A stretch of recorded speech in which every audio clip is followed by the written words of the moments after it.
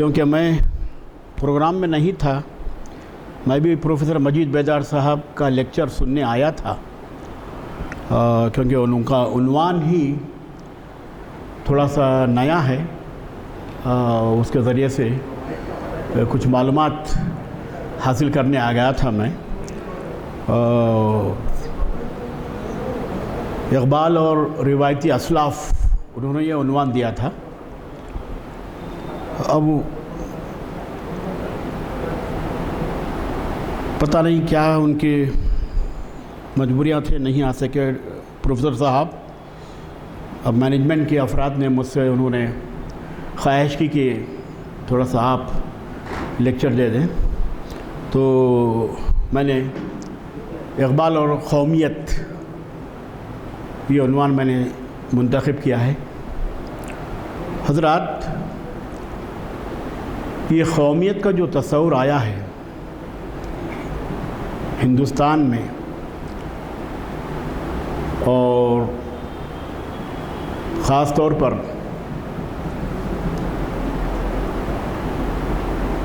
جدوجہد آزادی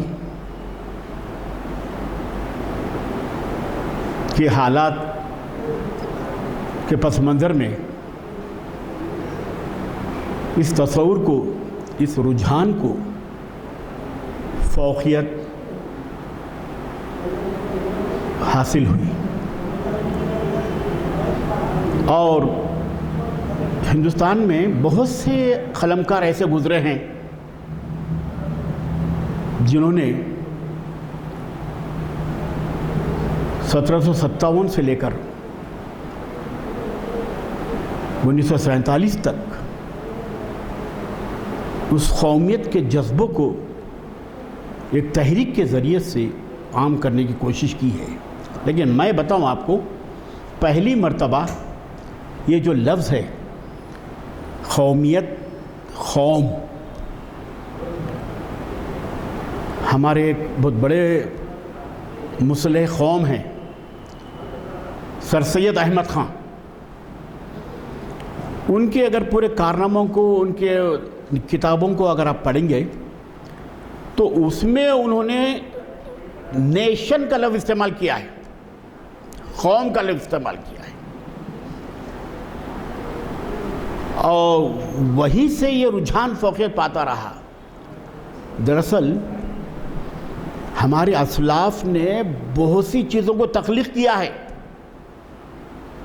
لیکن کسی بنا پر، کسی سبب یا کسی اسباب، کسی تناظر کی بنا پر ان کو وہ اولیت نہیں دی جاتی۔ سر سید احمد خان کے جو کتابیں ہیں، اسباب بغاوت ہند، سرکشی بجنور، یا آثار الصنادید، ان کتابوں کے پریفیس، پیش لفظ کا اگر آپ مطالعہ کریں گے تو آپ کو وہ لفظ وہاں ملے گا۔ ویسے تو جمہوریت، جمہوری حکومت، جمہوری رجحان، دنیا میں جب جمہوری حکومتوں آغاز ہوا تو وہاں سے ہی یہ رجحان، یہ تصور قوم کا ابھرنے لگا، چاہے فرانس ہو، امریکہ ہو، یا یونان ہو، روم ہو۔ جمہوری حکومت، جمہوریت کا تصور کا آغاز یونان سے ہوا، روم سے ہوا۔ ایتھنس میں پہلی جمہوری حکومت قائم ہوئی قدیم زمانے میں، اور اس حکومتوں کے تحت اس طرح کے تصورات قوم کے، نیشن کے، نیشنلزم کے فروغ پاتے رہے۔ اور ہندوستان میں ظاہر ہے، آپ جانتے ہیں کہ آزادی کی تحریکات جب سے شروع ہوئی تب سے ایک اتحاد، اجتماعیت، قومی تصور آ گیا۔ چاہے آپ اس کا آغاز ٹیپو سلطان سے لیں، سراج الدولہ سے لیں، یا دیگر ہمارے جو قائدین ہیں، مجاہدین ہیں، انہوں نے بھی اس قوم کے، قومیت کے جذبے کو فروغ انہوں نے عطا کیا ہے۔ اس لیے میں نے کہا کہ یہ 98 से पहले सर सैयद अहमद खान ने एक नज़रिया उन्होंने पेश किया, नेशन का, कौम का नज़रिया उन्होंने, इसलिए मैंने उनको पढ़ा था, वो जहन में मेरे था कि कौम, नेशन, नेशनलिज्म। और दूसरी अहम बात यह है कि सर सैयद अहमद खान ने, हिंदुस्तान में बता रहा हूँ बात, 1817 से लेकर 1898 तक का दौर रहा सर सैयद अहमद खान का। बहुत बड़े कारनामे हिंदुस्तानी तहजीब पे, हुकूमत पे, हिंदुस्तानी कौम पे सर सैयद अहमद खान के बहुत एहसानात हैं जनाब। उर्दू का एक अदीब है, उर्दू का एक नसर निगार है, इसलिए उसके खिदमात का एतराफ़ नहीं करते। मैं एक बात बता रहा था आपको कि हमारे उर्दू के जो बड़े बड़े शोरा हैं, बड़े बड़े नसर निगार हैं, दानिश्वर हैं, मुफक्किर हैं, उन्होंने बहुत से कारनामे अंजाम दिए हैं। आपको मालूम है इनकलाब जिंदाबाद का जो नारा पहली मर्तबा जिसने दिया है वो मौलाना हसरत मोहानी, याद रखिए आप। लेकिन आप हिंदुस्तान के इंग्लिश लिटरेचर में या जर्नलॉजी की किताबों में आप देखेंगे तो पहला नारा लिखा हुआ है, पढ़ता हूँ मैं, जयप्रकाश नारायण ने दिया था पूरे बच्चों को, पूरे जामियात में, यूनिवर्सिटीज़ में, नई नस्ल को, उनके जहन में यही बात आ गई कि कंप्लीट इंडिपेंडेंस, मुकम्मिल आज़ादी, ये भी नारा हसरत मोहानी ने दिया था। मौलाना थे लेकिन ऐसा जज्बा था उनमें कि वतन के लिए, कौम के लिए, मुल्क के लिए, हालांकि हालात तो बहुत नागुफ्ता थे उस दौर में। ये मौलाना का क्या काम था, कहीं मजहबी हलकों में, मजहबी शोबे में, कहीं मस्जिद में महदूद हुआ, लेकिन उन्होंने बढ़ चढ़कर ऐसा हिस्सा लिया कि आज 2 रुझानात उन्होंने देने से, और ख़ुद उन्होंने बनफ्स नफीस जेल में भी उन्होंने उसकी सौबतें बर्दाश्त की, कई मरतबा जेल भी गए मौलाना हजरत मोहानी। चक्की की मशक्क़त भी करते रहे, लिखते भी रहे, और अपने अखबार उर्दू मौला के ज़रिए से भी जो क्या है जमहूरी रुझानात, कौमी रुझानात को उन्होंने फ़रोग़ अता किया। तो जनाब ये 1757 से ये कौमी तसव्वुर, जमहूरी तसव्वुर, ये इत्तेहाद, इत्तफ़ाक़, ये वहाँ से शुरू हो जाता है। क्यों कि एक मकसद था, ख़ास बड़ा मकसद था, बड़ा टॉपिक था, मौजू था कि हिंदुस्तान में अंग्रेज़ काबिज़ हो गए। हिंदुस्तान में अंग्रेज़ आने से बहुत से तब्दीलियाँ आ गई हैं। हमारे तहज़ीबी वैल्यूज़, कल्चरल वैल्यूज़, रूहानी ख़दरें, माशरती ख़दरें सब तब्दील होना शुरू हो गए अंग्रेज़ आने के बाद से। तो हम लोगों ने, हमारे अपने क़लमकारों ने, अदीबों ने, अल्लामा इक़बाल ने भी महसूस किया कि भाई ये कौम आने से हमको बहुत से नुक़सानात हो रहे हैं। ये और बात है, कुछ फ़ायदे हुए होंगे अंग्रेज़ आने से। नुक़सानात ये है कि पहला तो नुक़सान ये था कि हम ग़ुलाम बन गए। जब ग़ुलाम बने तो आपकी ज़हनी आज़ादी सल्ब, आपकी फ़िक्री आज़ादी सल्ब, आप अपने इख्तियार से, अपने मन से कोई काम नहीं कर सकते। ऐसा ग़ुलामी का जो क्या है जज्बा अंग्रेज़ों ने जो क्या है यहाँ पैदा कर दिया था। और उस दौर की हालत देखिए आप, किसी को अपने इख्तियार में जो कोई हिंदुस्तान का कोई जो क्या है फ़र्द शहरी अपनी आज़ादी से नहीं जी रहा था। तो अंग्रेज़ों का बहुत जुल्म हो रहा था। अंग्रेज़ बहुत से तहरीकात चली, बहुत से जो क्या है आंदोलन चले, बहुत से हमारे सूरमाओं ने, हमारे हीरोज़, मुजाहिदीन आज़ादी के जो बड़े जो लीडर थे, अमायदीन, कायदीन, महात्मा गांधी हो, मौलाना मोहम्मद अली जौहर हो, शौकत अली हो, या फिर उसके बाद खान अब्दुल गफ्फार खान हो, या और दीगर बड़े लीडर्स, बहुत अपने अपने हैसियत से, अपने अपने लिहाज से बहुत काम किया उन्होंने। फिर मौलाना अबुल कलाम आज़ाद की बहुत बड़ा मर्तबा है। आप तो जानते हैं इनका क्या कारनामा रहा है हिंदुस्तान में, अपने क़लम के ज़रिए से, अपने मज़ामीन के ज़रिए से, ख़ुद उनका जो अल-हिलाल अल-बिलाग उसके ज़रिए से भी उन्होंने बहुत बड़ा जो क्या है उन्होंने इनक़लाब, मौलाना अबुल कलाम आज़ाद ने अपनी जो क्या है تخلیقات کے ذریعے سے، اپنے علمی ادبی کارناموں کے ذریعے سے ہندوستان کو انہوں نے آزادی سے ہمکنار کیا۔ اب علامہ اقبال، کیونکہ ٹاپک میرا وہی ہے، علامہ اقبال نے بھی محسوس کیا۔ ظاہر ہے علامہ اقبال کا دور آپ جانتے ہیں کہ 1877 سے لے کر 1938، یہ ڈیٹ آپ ذہن میں رکھ لیجیے۔ 1877 سیالکوٹ پنجاب میں پیدا ہوئے علامہ اقبال۔ اب جب شعور سنبھالے تو علامہ اقبال نے بھی دیکھا کہ بھائی 1920-21 میں جدوجہد آزادی فریڈم اسٹرگل کے لیے لوگ آگے بڑھ رہے ہیں، مہاتما گاندھی بھی ہے اور دیگر لوگ بھی آگے بڑھ رہے ہیں، تو مولانا علامہ اقبال نے بھی آزادی کے لیے، آپ ظاہر جانتے ہیں کہ علامہ اقبال کا جو جذبہ تھا وہ سب اسلامی تناظر میں ابھرتا ہے۔ اقبال اپنے کلام میں قرآن، قرآنیات اور سیرت النبی صلی اللہ علیہ وسلم، بس انہی کی تعلیمات کی تشریح، تعبیر، تفسیر کرتے رہے علامہ اقبال۔ اس لیے بہت سے لوگ کہتے ہیں کہ علامہ اقبال اسلامی شاعر ہے، اسلامی فکر کا شاعر ہے، اور اسلامی تصورات اور پھر حضور کی پوری جیسے کیا ہے سیرت طیبہ کو اپنے فارسی کلام میں، اردو کلام میں علامہ اقبال نے پیش کیا ہے۔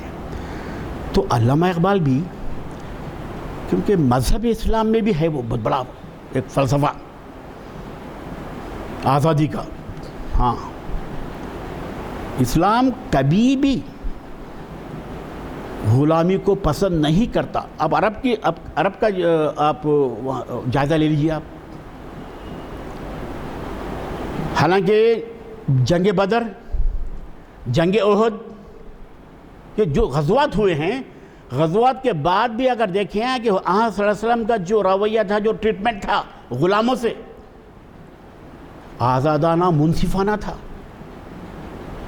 کسی کو قید کر کے نہیں رکھے، کسی کے فکر کو تالے نہیں لگائے، بلکہ مدینہ میں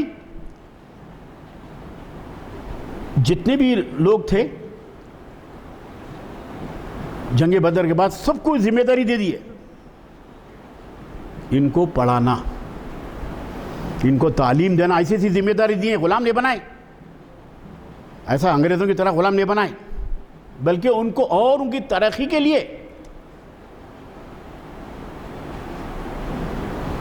ان کے فروغ کے لیے، ان کے معاشی ترقی کے لیے آقا صلی اللہ علیہ وسلم نے ان کو جو ہر ایک کو ایک ذمہ داری دے دیے تھے۔ تو ایسے جو کیا ہے ہمارے ہاں اسلام میں غلاموں کے ساتھ بھی اچھا برتاؤ کیا گیا، اسلامی تاریخ میں ہے۔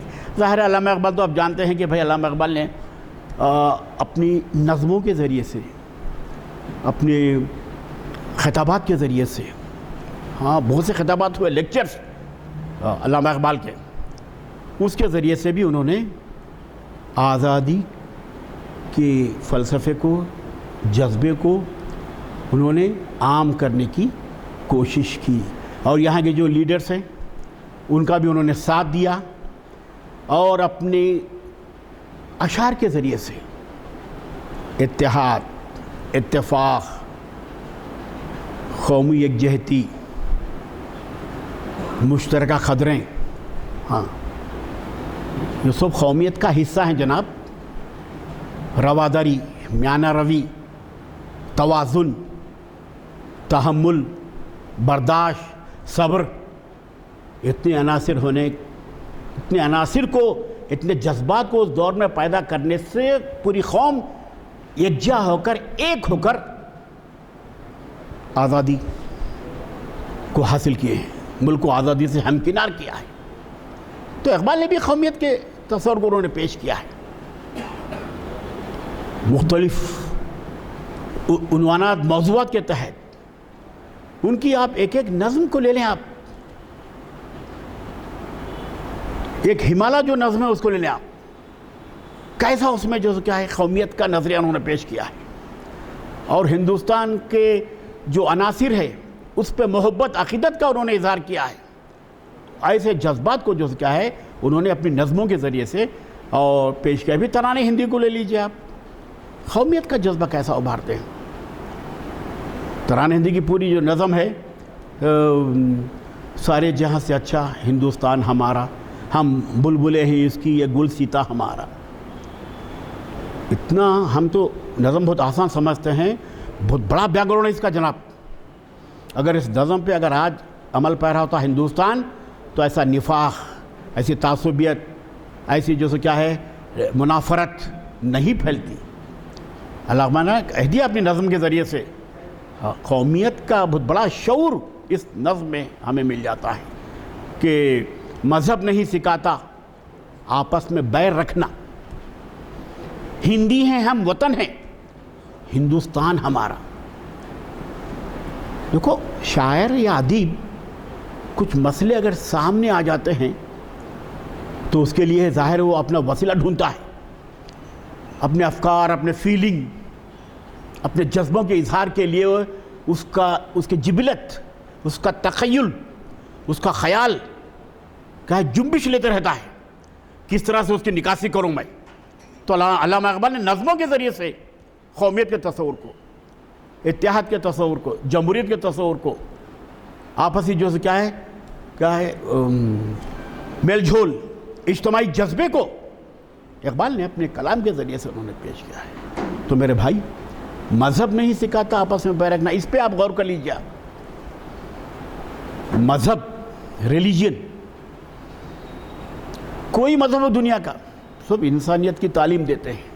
اسلام بھی انسانیت کی تعلیم دیتا ہے۔ مذہب کبھی نفاق پیدا نہیں کرتا۔ آج سے 40 سال پہلے آپ بھی عید مناتے تھے، پھر تہوار مناتے تھے، کوئی ڈر و خوف کا ماحول نہیں تھا، کوئی سیکیورٹی نہیں تھی، کوئی پولیس والے نہیں آتے تھے تہواروں کے مجمع میں۔ صاحب آج سے 40 سال پہلے حیدرآباد کا جائزہ لیجیے آپ، کہاں ایسے انتظامات؟ ارے مذہب، تہوار، عید ایک خوشی کا جذبہ ہے، ایک روحانی خوشی فرد کو، دل کو حاصل ہوتی ہے عید مناتے ہیں تو۔ اور مومن کے لیے تو ہر دن عید ہے جناب، مومن کے لیے تو ہر دن عید ہے۔ 2 عید تو آپ مناتے ہیں، عید الفطر، عید اضحیٰ، لیکن مومن کہ وہ شان آن بان ہے، اس کی فطری اس کا منصب ہے کہ ہر دن اس کے لیے عید ہے مومن کے لیے۔ تو بہرحال یہ مذہب کے تعلق سے اقبال نے بہت اچھا نظریہ انہوں نے پیش کیا ہے کہ مذہب نہیں سکھاتا آپس میں بیر رکھنا، کبھی بھی یہ دشمنی کے جذبات کبھی بھی پیدا نہیں کرتا ہے، کیونکہ ہندوستان کی پرمپرا، ہندوستان کی روایات، ہندوستان کا جو ٹریڈیشن ہے، آپ اسے غور کرتے جائیے۔ آپ یہاں کئی مذاہب بھی آئے، گوتم بدھ کا مذہب آیا، جین مذہب آیا، اور کئی مذہب آتے رہے یہاں، اور ان کے نقوش، ان کے خدریں یہاں پنپتی رہی ہیں۔ اسلام بھی ہندوستان میں آیا۔ محمد بن قاسم 712 عیسوی میں، 711 عیسوی میں سندھ پر حملہ کرے، تب سے، لیکن 712 سے پہلے بھی ہندوستان میں اسلام آ گیا تھا۔ حضرت صلی اللہ علیہ وسلم کے دور میں کیرلا کے ساحل پر، ملابار کے ساحل پر ہندوستان اور عرب میں تجارت ہوتی رہی۔ وہ تجارت کی غرض و غایت سے لوگ یہاں ہندوستان میں آتے رہے۔ پہلی مسجد آپ کے وہاں کیرلا میں ہے، تعمیر ہوئے ہندوستان میں۔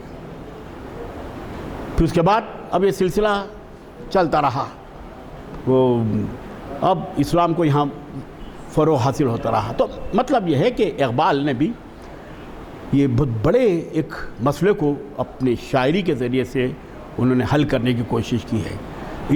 اچھا، یہ جو چیزیں ہیں، کسی بھی شخصیت کو ماپنے کا، پرکھنے کا، میجرمنٹ کا اگر کوئی آلہ ہے تو جناب اس کا خیال، اس کے ذہن تک پہنچنا ہے تو اس کی تخلیقات پہ غور کرنا ہے آپ کو پہلے۔ ہم اس کے ذریعے سے ہی تو یہ تمام چیزیں اخذ کریں، نظمیں، خطبات، اقبال کے لیکچرز۔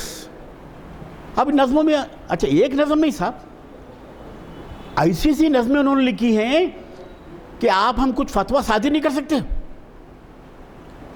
اچھا، رام چندر جی کے عنوان سے ان کی بڑی نظم ملاتی، امام ہند کے عنوان سے نظم لکھے اقبال. اور پھر اگر ہم غور کرتے رہیں گے تو اقبال کے پاس قومیت کا ایک صحت مند تصور تھا. قوم کیا ہے, قوم کی امامت کیا ہے. تو یہ لفظ جب استعمال کرتے ہیں تو جناب یاد رکھیے, اتحاد, اتفاق, اجتماعیت, یہ قوم, نیشن, نیشن, ہندوستانی قوم. اب ہندوستانی قوم سے اگر میں مراد لوں, یہ تمام مختلف مذاہب کے لوگ, مختلف لینگویجز کے جاننے والے لوگ, ہما لسانی طبقہ, ہما مذہبی طبقہ, ہما تہذیبی طبقہ, ہما تمدنی طبقہ, ان تمام کو ملا کر ہی ایک قوم بنتی ہے. امریکی قوم, جرمنی کی قوم, مصر کی قوم, یہ علاقائی حد بندی کے تحت یہ تصور آیا ہے. ہم ہندوستان میں رہتے ہیں, جغرافی حد بندی میں ہم لوگ, ایک جغرافی اکائی میں ہم لوگ یہاں ہندوستان میں. تو یہ قومیت کا تصور ابھرنے لگا کب سے؟ 1757 سے. ٹیپو سلطان شہید کے دور سے جو کیا ہے, یہ نیشنل اسٹرگل, نیشنل قومی تحریک کا یہ آغاز ہوتا رہا. اس کو قومی تحریکیں ہی بولنا چاہیے. کیوں کہ ہندوستان کے لوگ, شاعر بہت اچھے اچھے اشارے کرے ہیں, اگر کسی قوم کو آزادی حاصل کرنا ہے تو وہ خود مر مٹے, دوسروں پہ بھروسہ نہیں کر سکتے, پڑوسیوں پہ بھی بھروسہ نہیں کر سکتے. ہاں, ایک تصور تھا کہ ہم جب انگریز قابض ہو گئے, ہم غلام ہو گئے, تو سوچے تھے کہ شاید جاپان ہماری مدد کرے گا, چائنا ہماری مدد کرے گا. نہیں, آزادی کے معاملے میں کوئی مدد نہیں کرتا. مملکت, سلطنت, حکومت, ملک, یاد رکھو یہ تاریخ شاہد ہے, تاریخ گواہ ہے. ایسے ایسے نظریات لوگوں نے پیش کیے ہیں. پھر کوئی آیا دل ازار, نہیں کوئی نہیں, راہ ہوگا کہیں اور چلا جائے گا. ڈھل چکی رات, بکھرنے لگا تاروں کا غبار, لڑ کھڑانے لگے ایوانوں میں خابیدہ چراغ, سو گئی راستہ تک تک کے ہر ایک رہ گزر, اجنبی خاک نے دھلا دیے قدموں کے نشان. گل کرو شمع بڑھا دو مے و مینا و عیاق, اپنے بے خواب کی والوں کو مخفل کر لو, اب یہاں کوئی نہیں آئے گا. فائنلٹی, کوئی آپ کا مدد کرنے والا نہیں ہے. خود ہندوستانی قوم اپنے میں اتحاد و اتفاق کا جذبہ پیدا کر کے ہی آزادی حاصل کر سکتی ہے. یقیناً ویسا ہی ہوا. گاندھی, نہرو, ابوالکلام آزاد, مولانا محمد علی جوہر, ان لوگوں کی جو کیا ہے کوششوں سے, کاوشوں سے, ان لوگوں کی جو کیا ہے تحریکات سے ہندوستان کو آزادی ملی. اور دوسری اہم بات یہ ہے, اقبال کا اپنا ایک الگ تصور تھا. اور اقبال نے جب کچھ بھی جو خیال کو پیش کرتے ہیں, جس موضوع کو پیش کرتے ہیں, اس میں اسلامی جذبہ کار فرما ہوتا ہے. بڑی شدت و مت کے ساتھ اقبال نے ہندوستانی تناظر میں بہت سی باتیں کی ہیں. کئی ایسے ایسے اشارے بھی دے دیے ہیں, آئندہ اس ملک کا کیا ہوگا, آئندہ یہ گلدستہ, جو خوبصورت گلدستہ ہے ہندوستان, ہاں اس کی کیفیت کیا ہوگی, اس کا موقف کیا ہوگا, اس کے قوائف کیا ہوں گے, اس میں وہ سب اشارے اقبال نے اپنی شاعری میں انہوں نے تخلیق کر دیا ہے اقبال نے. اور پھر آپ دیکھیے اتنی تحریک